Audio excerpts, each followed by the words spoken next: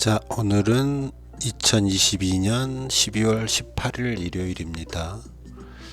저번 주에도 우리가 방송이 없었죠. 코타키나발루를 좀 다녀오느라고 또 방송을 못했어요. 자, 이번 주에 가장 중요한 이슈는 CPI 발표가 있었습니다. 7.1로 뭐 좋게 나왔다. 그러니까 뭐 소비자 물가지수가 좀 하락했다. 그래서 좋지 않을까 했지만 FOMC 위원들의 어떤 혹시한 발언 때문에 주가는 계속 하락하고 있다. 이렇게 볼 수 있겠죠. 오늘 이번 주 이슈를 따로 정리를 하지 못했습니다. 그래서 우리 이렇게 좀 한번 훑어볼게요.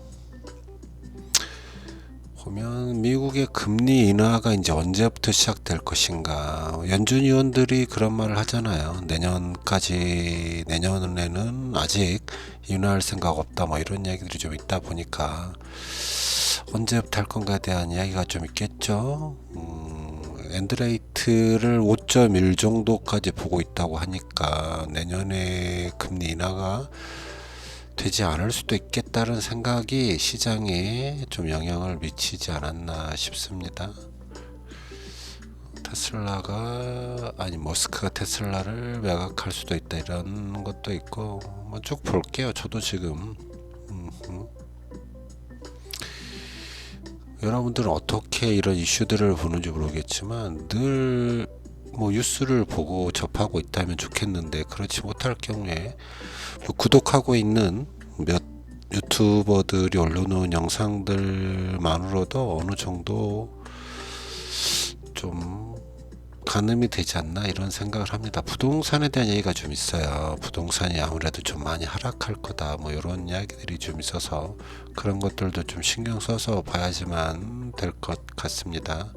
이제 가장 크죠. 연준 인사들의 매파 반응으로 인해서 좀 주식시장이 4일 연속인가요? 3일 연속인가 그렇게 계속 하락했죠.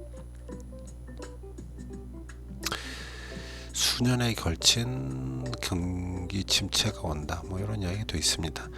이런 정도만 볼게요.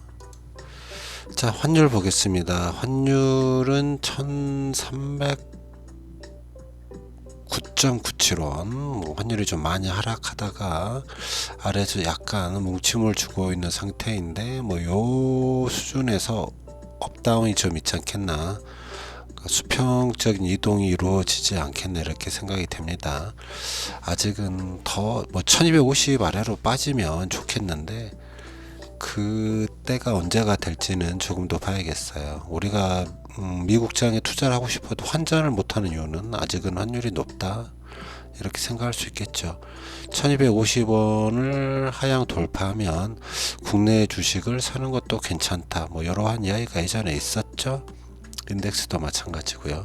인덱스는 104.450 역시 비슷하게 하락하는 추세인 건 맞습니다. 하지만 속도가 좀 줄어들고 있고 여기서 또 완만하게 수평으로 갈지 또 다시 떠오를지 밑으로 갈지 방향성은 조금 더 봐야겠습니다. WTI는 좀 많이 하락하네요. 제가 예상했던 것보다 이게 지금 파동상 이제 멈추고 정체거나 위로 또 살짝 반등을 좀 줬다가 움직일 줄 알았는데 어느 정도는 아래까지 가서 70선까지 내려갔습니다. 우리가 유가가 한 60원짜리까지 가면 좀 안정적이다 볼 수 있겠는데 겨울철이고 이래서 유가가 좀 움직이지 않겠나 싶었는데 오히려 좀 하락하는 이게 내년 경기 침체에 대한 우려로 생기는 거라고 생각을 해요. 이제 모든 이슈는 CPI가 아니라 리세션에 대한 걸로 귀결이 되는 것 같습니다. 10년 국채금리도 소폭 정체하고 있다. 하락하다가 정체하는 수준이다. 이런 것만 보면 금리를 한없이 올릴 수는 없다 이렇게 보이죠. 10년물 국채금리가 정체되어 있다라는 건 앞으로 금리를 더 올릴 거라고 생각하진 않는다 이러한 신호로 받아들일 수도 있으니까요. 모르겠습니다. 일단은 약간 정체되어 있다. 물론 여기서 상승할 수도 있겠죠.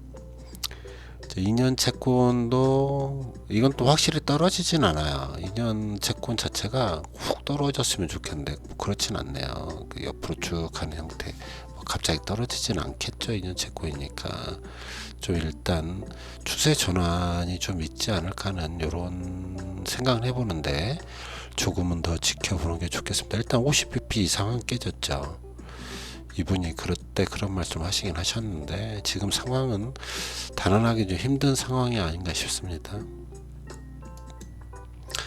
이 장단기 금리 차는 소폭 줄어서 0.69 정도 되네요. 아직도 하락기라고 해야 될까요? 금리 차가 조금씩 벌어지고 있기 때문에 리세션에 대한 위기감은 분명히 있다.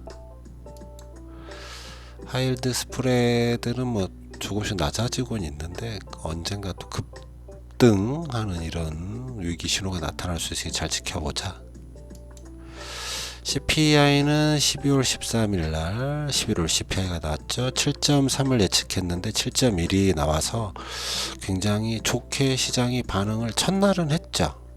그리고 나서 서서히 가라앉고 매파적인 발언이 나오면서 시장이 급격하게 냉각이 됐습니다. 리세션에 대한 공포가 있는 거죠.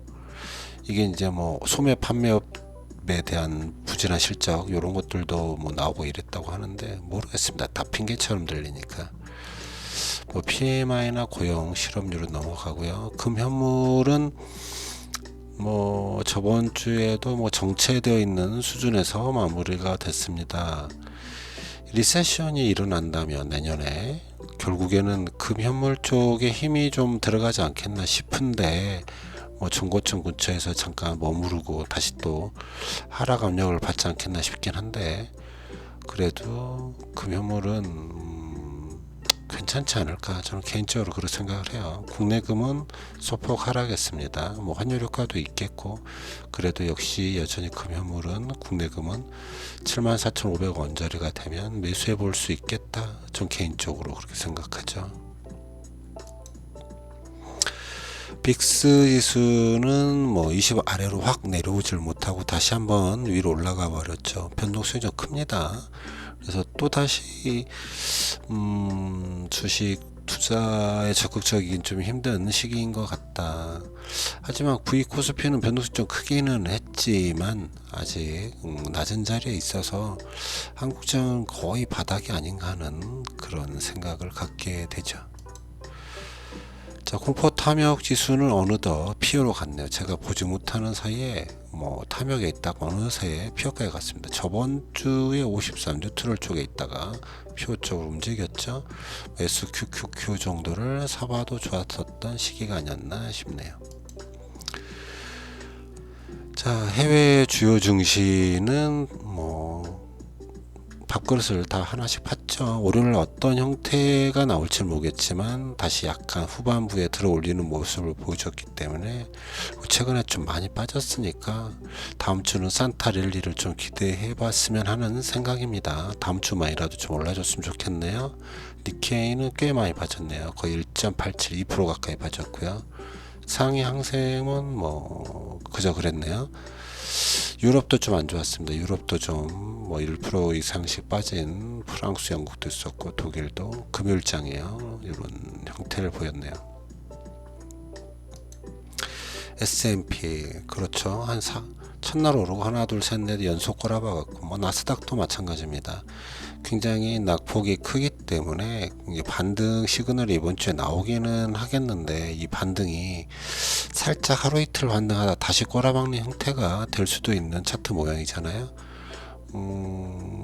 이게 더블 딥을 만들지 아니면 급상승하기는 좀 힘들어 보인다. 차트 모양상 그렇게 보입니다. 연말 연초가 썩 즐겁지 않다.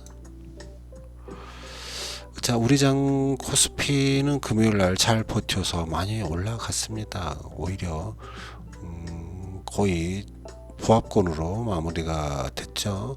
지표는 뭐 지금 당장 뭘 해야 될 만한 그런 특별한 게 보이진 않고요. 잘 버텼다. 차트 모양으로만 봤을 때 뭐 지금 당장 뭘 해야 될 게 안 보이죠. 하락이 끝나 보이지도 않고 상승에 큰 힘이 있어 보이지도 않고 코스닥 역시 마찬가지입니다. 조금 들어 올려서 어느 정도 회복을 한 상태로 마무리됐지만 저가는 조금씩 낮아지고 있고 고가도 역시 살짝씩 낮아지고 있어서 그냥 박스 정도를 형성하는 그런 형태를 띠고 있다. 뭐 어디든 위든 아래든 박스가 크게 뚫릴 때가 되는 순간이 다음 주나 그 다음 주에 오지 않겠나 이런 생각을 하게 되는 차트 모양입니다. 자, 여기까지 하겠습니다.